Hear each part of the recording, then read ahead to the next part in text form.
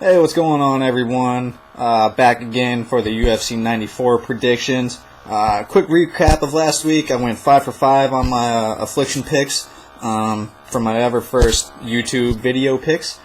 So I'd like to thank people for the kind words who said about my video. Real quick. Anyways, let's move on to the picks because I've done this video a couple times and it's gone over 10 minutes every time. Kind of getting mad. Anyways, for Nate Diaz, Clay Guida. Nate Diaz has great jiu-jitsu. He's got decent boxing. He uses those pitter-patter punches kind of like his brother Nate does. They're not designed to knock you out. They're designed to kind of, set you up for a judo throw or a takedown to get you on your back or something like that, and just to tick you off.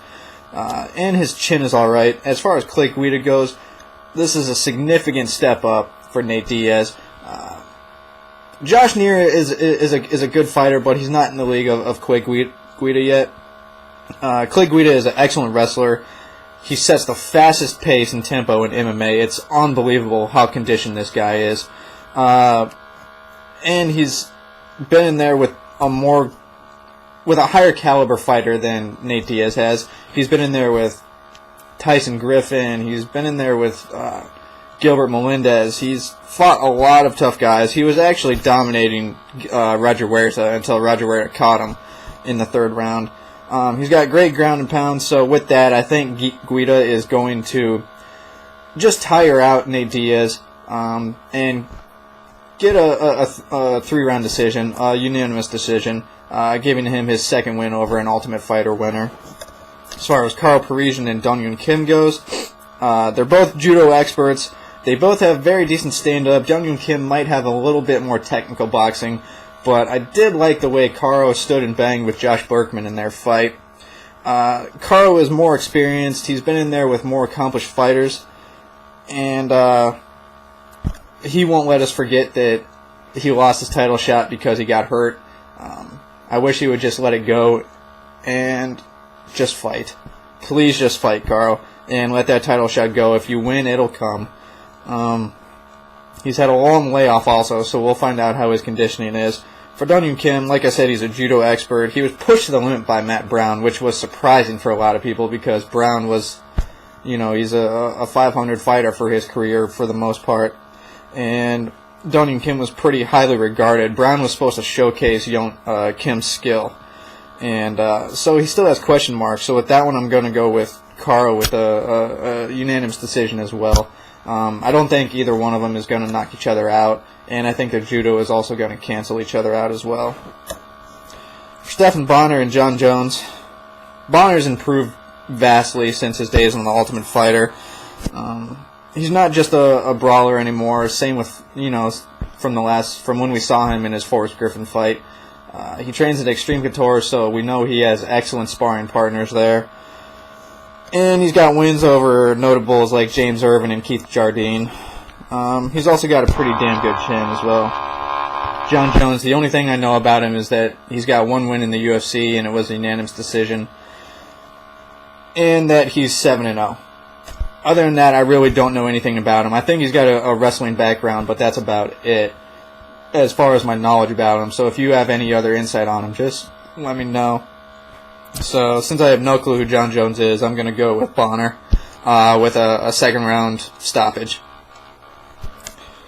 Machida Silva,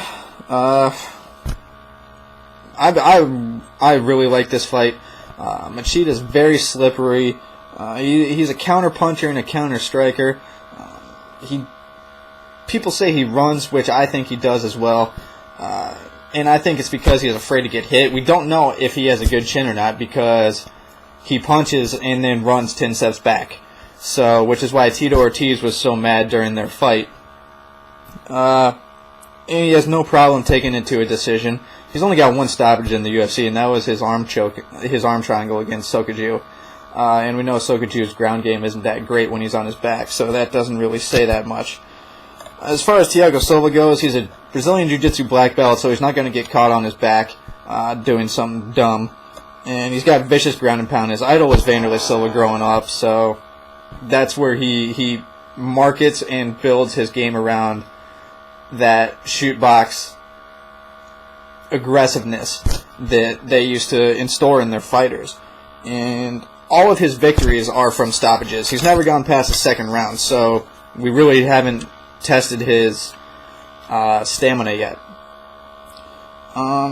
Like I said, he's very aggressive. My heart wants to pick Thiago in this one, but unfortunately, I just think Machida's going to win a points game like he usually does and take it to a unanimous decision. I think Thiago's just going to chase him around just like Tito did, and it's going to be very frustrating for him. Not going to be a very entertaining fight, even though Thiago always puts on entertaining fights. So, we'll see. BJ Penn and GSP, number 2. First fight, BJ absolutely picked him apart in the first round with his hands. He just absolutely slipped the jab in there every time. GSP's face was all puffed out. His nose was bloody. His trainers were definitely panicking after the first round. The second round, he just said, "Screw this! I'm not standing with him anymore. His standing is better than mine. I'm just going to take him down." And even though GSP never wrestled in his life, he's such a good athlete that he is the best wrestler in MMA right now.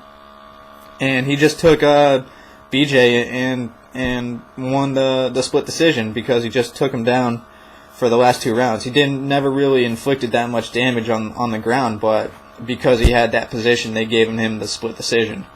So I really don't know who I'm going to pick on this, so I'm just going to flip a coin.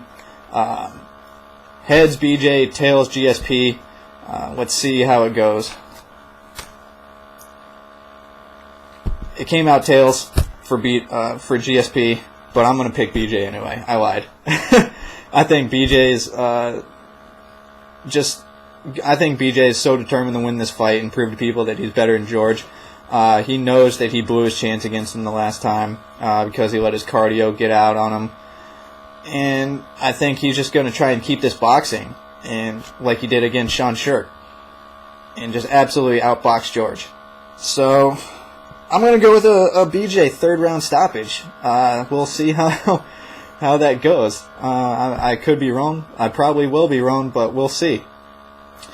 Bonus bout, I'm going to pick Akihiro Gono for the upset special this week against John Fitch. I really think Gono won his last fight against Dan Hardy.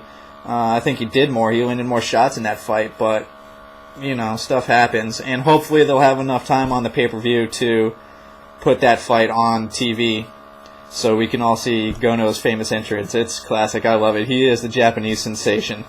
And so there you have it. Let me know. See you guys this weekend after the fight.